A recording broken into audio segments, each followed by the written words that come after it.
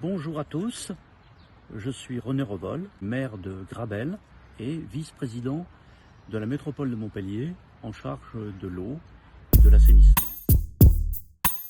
Je ne lance pas aujourd'hui une campagne pour l'eau. Aujourd'hui, ça fait 10 ans en fait. En 2010, la ville dont j'étais le maire récent avait pris une résolution pour le passage en régie de l'eau, parce qu'il nous semblait que l'eau était un bien commun et qu'il ne pouvait pas être confié au privé, qu'il devait être pris en charge par une régie publique. Il a fallu mener une bataille et des associations très nombreuses sont mobilisées pour cette bataille. Une première victoire a été franchie en 2014 lorsqu'on a pu installer à Montpellier une régie publique de l'eau potable et de l'eau brute qui a montré depuis sa grande qualité, sa performance et le fait qu'elle était bien meilleure, mais on aura l'occasion d'y revenir, que la délégation privée. Et aujourd'hui, nous sommes engagés dans une bataille pour obtenir le fait que cette régie s'étende à l'assainissement, au traitement de toutes les eaux usées des 31 communes de cette métropole. Et qu'ainsi, on aura une seule et unique régie publique maîtrisant le petit cycle de l'eau, ce qui est absolument essentiel pour nous préparer à affronter le changement climatique qui est en cours. Une régie publique présente de gros avantages par rapport au système privé. Parce que d'abord, les privés, ils payent l'impôt sur les sociétés, ils payent des dividendes à leurs actionnaires. Et on a vu récemment que la pression des fonds de pension était énorme pour obtenir des gros rendements. Ils payent des frais de siège. Et tout ça, une régie publique, ils payent aussi de belles rémunérations à leurs dirigeants. Alors qu'une régie publique ne fait pas tout ça, ne paye pas d'impôt sur les sociétés, c'est pas une société. Elle ne paye pas de dividendes, elle n'a pas d'actionnaire. Elle ne paye pas de frais de siège, il n'y a pas de siège. Et quant aux membres des conseils d'administration des régies, leur indemnité c'est zéro. D'accord ? C'est parce qu'on est élu qu'on est là-dedans. On a déjà des indemnités d'élus, il n'en faut pas une de plus, c'est pas nécessaire. Donc c'est beaucoup plus économe, une régie. Ça c'est la première chose. Le deuxième avantage, si vous voulez, c'est que quand vous êtes dans la sphère publique, vous ne raisonnez pas à court terme. Vous ne dites pas quel va être mon rendement pour l'année prochaine, est-ce que je vais pouvoir dégager du cash, etc. Donc vous vous posez une autre question quand vous êtes dans une régie. Vous dites, quelle est ma perspective à long terme? Aujourd'hui, quand vous installez un tuyau d'eau, c'est pour 60, 70 ans. Vous n'attendez pas un retour sur investissement dans les 3 ans.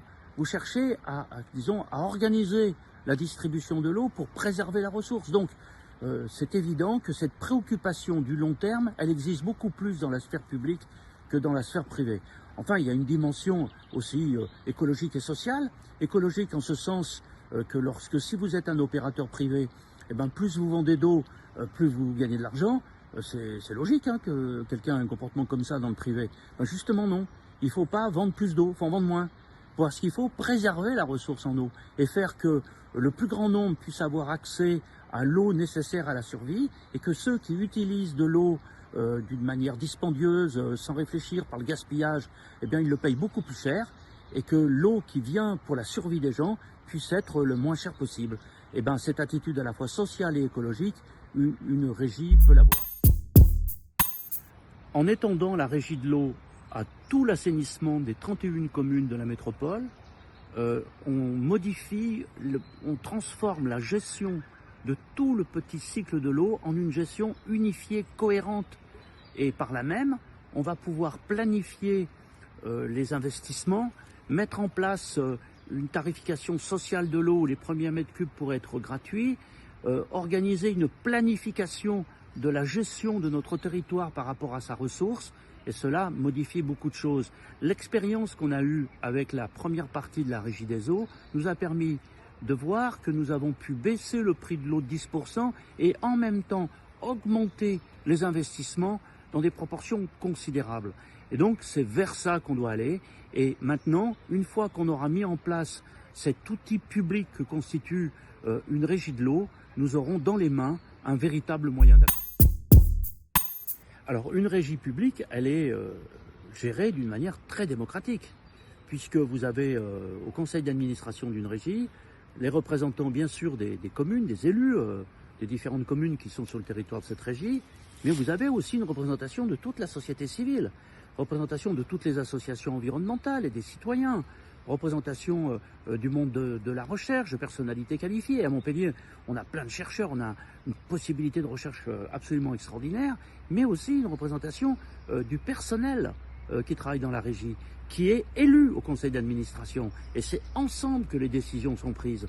Donc le cadre était très démocratique. Et il faut en même temps que cette régie, qui aura le contact avec tous les citoyens, puisse aller vers tous les citoyens pour que ceux-ci puissent être associés à cette campagne au plus près de l'enjeu environnemental qui est le nôtre aujourd'hui.